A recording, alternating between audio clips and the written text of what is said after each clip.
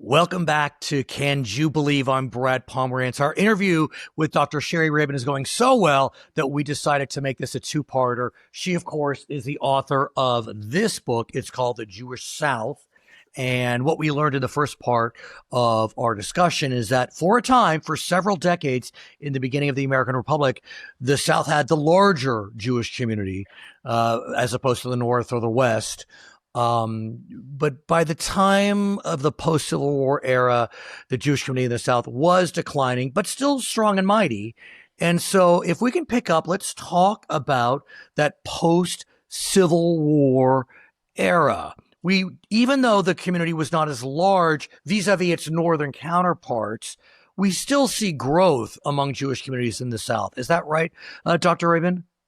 Yeah, so there's a whole, right, after the war, they have to, recover from the war, and that creates all sorts of needs and opportunities. And so there's another migrations of Jews coming from the north, and also, of course, international migration is a possibility again. So, Right. yeah, it's a period of increased migration and mobility. There's also some families who leave the South in the region. It sort of goes in multiple directions. But Right. yeah, there certainly is some growth in the region and new communities established and a lot of activity. And actually, you give us a very clear list. We've been talking about Savannah and Charleston, but by the, last quarter of the 1800s, we have strong Jewish communities in Richmond, in New Orleans, Galveston, Nashville, Vicksburg, Atlanta, which we're going to be talking about a lot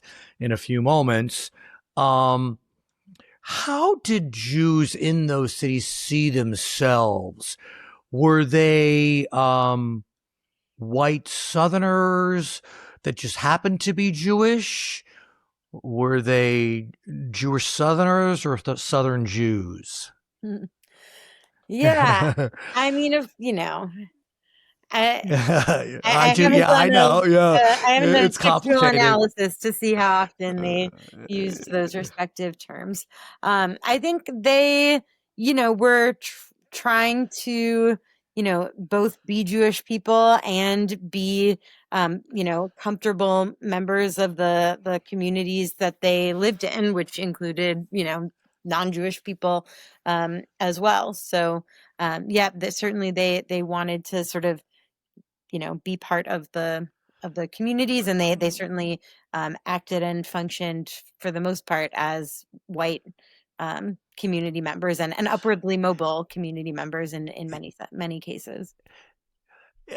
I don't want to pretend that anti-Semitism didn't exist prior to the Civil War, but I do think it's fair to say that by the time we're starting to see the flood of Eastern European immigration begin in, let's say, 1880s, anti-Semitism was really starting to take off. And we are seeing that throughout the South.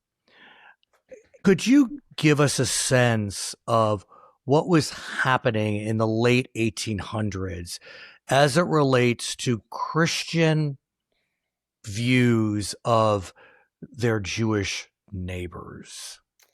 There's a number of things happening. There's sort of globally, this is a period where you see the emergence of a new kind of racial anti-Semitism. The South is not immune from those global currents. So that's absolutely part of it. And there's a lot of change happening in the South as well. Industrialization, urbanization, are coming to the South too, and creating new kinds of pressures.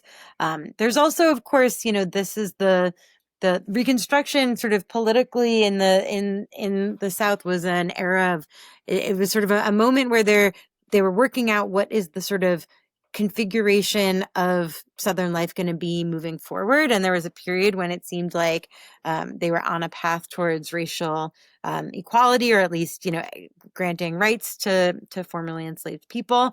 And by the end of the 19th century, that has sort of turned away. Right. Then there's been what they called the redemption of the South, a return to white supremacist democratic rule that excluded Black people from political life and severely limited their opportunities. So, and of course, in the South, there's these the interactions between Black and white are very sort of fraught, and Jews are kind of in the middle of this. And it, throughout American Jewish history, Jews often worked as tradesmen, as merchants, as store owners, and so they often have, especially in small towns, this kind of interesting in between role, sort of being in many ways kind of white members of the community, but then also interacting with African Americans who are their customers, but then who also can become indebted to them, and so they sort of have this complicated place within a very tense and unequal economic and political system. Yeah, I mean, it seems as if it was during this era where we really start to see these allegations of Jews being Shylocks and, predatory money lenders and, contributing to the economic malaise of various regions. And we also start to see this rise, and you talk about it, of Jews being accused of Christ killers. I mean, that's been kind of a theme for a few millennia. But as your book describes, I mean, you're starting to see that in the press, where Jews are being accused of killing Jesus Christ, and so and at the same time, not only are they accused of being predatory and economic sharks, but they're now, as communism is starting to rise, in Eastern Europe, they're being accused of being communists. So they're simultaneously like craven capitalists and cruel communists. And it's like, you can't win. Yeah, and I, none of this is totally new. And, at moments of stress, including previous moments of stress in Southern Jewish history, you could see some of these themes, but they take on a new intensity and new flavor in this turn of the 20th century kind of era. Yeah, I want to move to Atlanta, because by the early 1900s, the Atlanta Jewish community had become fairly significant, fairly large, relatively speaking, prosperous, um, starting to see some Eastern European influence come in. I mean, by the early 1900s, there were plenty of Eastern European Jews, including my ancestors, that had come in kind of, the early 1900s. And there was a man, and I'll just kind of set it up for you. His name was Leo Frank. His parents were German Jews. He had been born in Texas, raised in New York. He went to Cornell, very impressive as a Jewish man to go to an Ivy League school during that era. And he winds up moving to Atlanta to manage what's known as the National Pencil Factory. It was owned by his uncle Moses, who was a loyal Confederate, if I may say. He got married. He was kind of a nervous guy, wore glasses and, kind of thin. And then on April 26, 1913, an event happened that literally is still with us today. The trauma of the ramifications of that event, especially in Atlanta, where my daughter recently graduated from Emory University. You can even feel it today. The Jewish community still is on unease. It feels the unease surrounding the Leo Frank calamity. Why don't you tell us about what happened on that April day in 1913? Yeah, so an employee of Frank's, a young girl named Mary Fagan, comes to get her paycheck from him and then is next found dead, murdered. And he was the last person to admit seeing her alive. Pretty And quickly, she was dead in the factory. in the She was factory. dead in the factory. Yeah. And pretty quickly, despite there being also, other workers around, including Black workers who you would have thought that, people would jump on as as the prime suspect, given the history of quick accusations of, defiling white women that had, been used to justify violence against Black men for a long time. Quickly, the sort of attention moves to Frank, and he's, indicted and ultimately convicted in her murder. And it becomes sort of a famous case. There's lots of public interest in it. There's, quite a bit of sort of discussion in newspapers, including anti-Semitic newspapers that say all sorts of vile things about him, that, talk about about Jewish perversions, right? That really describe Jewish difference in very racialized and negative terms. And then there's also Sexualized and and sexualized, very of course. sexual. Yeah. And then there's Mhm. also a sort of national movement among American Jews, including very prominent American Jewish leaders and businessmen, to try to help Frank once he's been convicted, to either get him retried or to get him off of death row. So ultimately, the governor of Georgia commutes his sentence from death to life in prison. And he's in prison when a group of vigilante white Christians come and pull him out of jail, take him to Marietta, Mary Fagan's hometown, and lynch him. And it's, Lynch him. They lynched him. yes. I mean, the imagery of that, given the era, seeing this white Jewish man lynched when African Americans are being lynched on a regular basis, And demonstrates. and it is a Yeah, literal image because they took photographs. literally, They documented it. and there's a celebratory atmosphere there. Yeah. I even get chills thinking about it, because the trauma of the Leo Frank case. I mean, in some, a lot of people call it the American Dreyfus case. Look, keying off of what happened to Dreyfus in France when he was wrongly accused of being a spy for the Germans, just 20 years before, I would say. Is it fair to say that Mr. Frank was not guilty? I mean, are we pretty clear on that? That tends to be the consensus, unless you look at the comments on YouTube videos and various corners of the anti-Semitic internet, which are convinced of his guilt. Right. There was an official apology at some point by and an exoneration by the governor of Georgia. Um, Historical evidence is limited.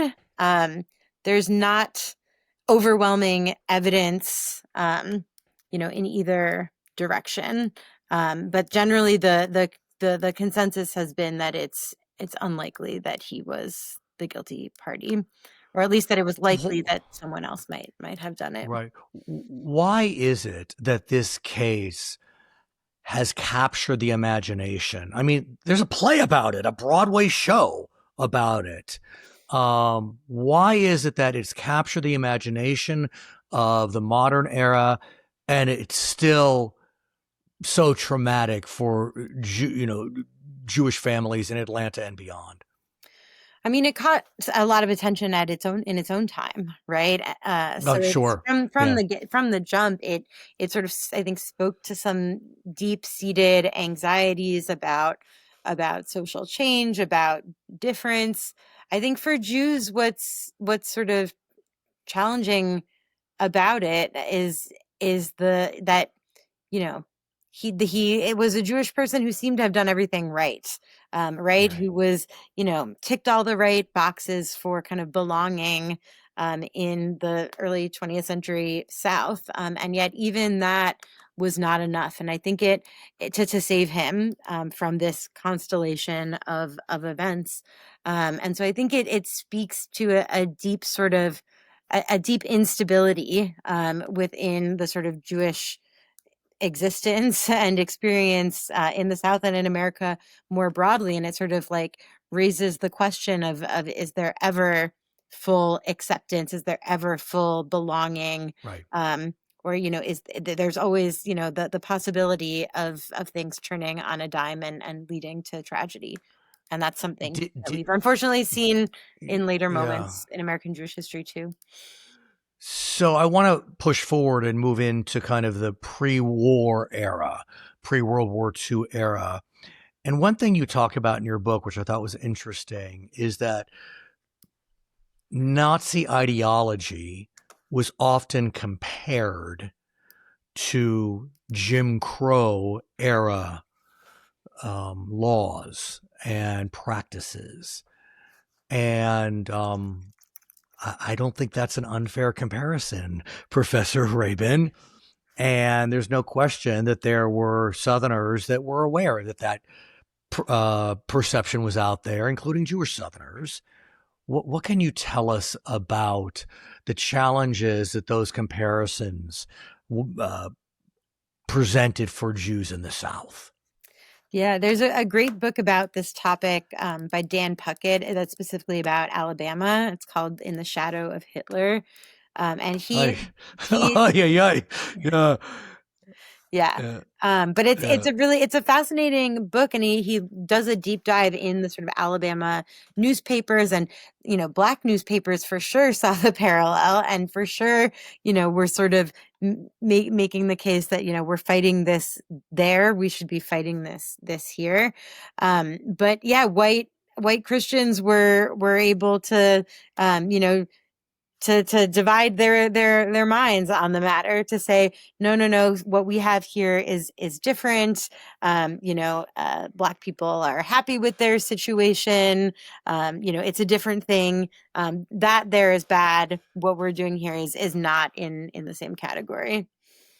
What about white Jews? I mean, in the South, is there any literature about that? Is there any articles written in the time about how white Jews face this? It's right in their face, Jim Crow Nazism. Hitler said he took inspiration from the Jim Crow laws, from Henry Ford's screeds and the Dearborn Independent from the 1920s. Although that was in the North, but be that as it may. I mean, certainly they were concerned by the Nazi threat, and keeping an eye on what was happening there. These were, globally minded people who were reading the news, were concerned, were taking concrete steps to help, to bring people over, to send resources. So they were actively involved. They were not, for the most part, super quick to use that. First of all, they were busy with that activism, and they weren't super quick to sort of take the next step from that activism and apply the lessons to their local scenario. In part because they knew that would be controversial, probably, and we're not looking to sort of drum up controversy, Right, or which takes us to the civil yeah, rights era, yeah. And and that's a historians, question. Yeah, yeah. I mean, historians more and more talk about the long civil rights movement, that already in the 30s there's an a sort of increase in activism on behalf of African Americans, and efforts to acquire civil rights. And so it spans the World War II, although it obviously increases in force afterwards. but where do we see Southern Jews as the civil rights era is taking off in the 50s, in the 60s? Are Southern Jews heroes? Are they villains? Where are they, on the questions of protecting the civil rights of African Americans and at some level themselves? There were some people who I think you could call heroic, like Rabbi Rothschild in Atlanta, who was very actively involved in civil rights efforts. There's some who you could who you could fairly describe as villains, who were Mm. staunch, defenders of segregation, and saw no problem with the treatment of African Americans. The vast majority were in the middle, and sort of trying to do their best to navigate a challenging situation. And, in the book, I think about I try to think about the civil rights movement as it sort of progresses into different spaces, and sort of how Jews then are encountering these efforts at integration in different spaces, right? So it starts in schools, in public schools, which Jews tended to be pretty enthusiastic attendees and supporters of. And there are cases in various cities of women, especially, being involved in efforts to kind of keep the schools open, and, to sort of comply with Brown v. Board of Education, which, demanded integration. There's the bus boycott. The buses would have been sort of less relevant as a space of integration to Jews. And then it moves on to stores and the voting booth. And the stores in particular are where it gets tricky for many Southern Jews, right? Because these are the places where they have sort of planted their flag sort of in the city, right? It has their names on the front door. It's what's fueled their sort of upward mobility. And so this question of integration puts them in a really challenging situation. And yeah. One moment in your book really hit me, and that's when you talked about a rabbi named Perry Nussbaum from Jackson, Mississippi. And it seemed as if those that were committed to fight civil rights were committed to make sure that they put those that support civil rights in their place. And Perry Nussbaum, a rabbi in Jackson, became a victim of that hate. What happened in Yeah, so 1967? Nussbaum's interesting. He first became involved in civil rights activism in 1961 when there were young Jewish civil rights activists coming south, and some of them were arrested and imprisoned, and he decided to go visit them in prison. And that was controversial among his rabbinic colleagues. He was getting sort of complaints from his rabbinic colleagues like, no, you should not be associating with these radical Northern Jews. You should make it clear that they're in a different category from us. They're beyond the pale. And then, in 1967, his synagogue and his home are bombed by white supremacists. It's worth noting there'd also been in the late 1950s a spate of bombings of synagogues, including the Temple in Atlanta, and also Jewish community centers. And those are moments in which, Jews are being associated with this progressive social movement. In some circles are being sort of accused of being the masterminds, right? The idea being that like Black people couldn't organize this on their own. There must be, Jewish puppeteers really behind the scenes making it happen. And so that leads to directed, clear violence against Jewish spaces in a kind of horrifying way. 50 years later, in Charlottesville, we saw a mob of men, mostly men, white men, with tiki torches, screaming, ranting, and raving, "Jews will not replace us."